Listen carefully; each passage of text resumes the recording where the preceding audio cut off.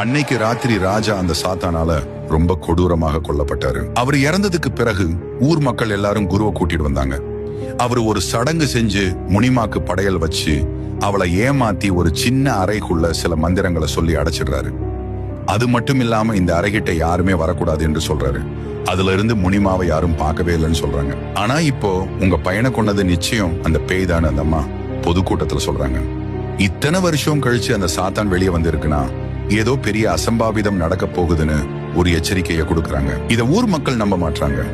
இன்னைக்கு ராத்திரி பெரிய அழிவு இந்த ஊரே சந்திக்க போகுதுன்னு சொல்லி அந்த அம்மா அங்கிருந்து கிளம்பிடுறாங்க. என்ன நடந்துச்சுன்னா, கதையோட ஆரம்பத்துல இறந்து போன அந்த பையன் பந்த தேடி வந்து இருப்பான்.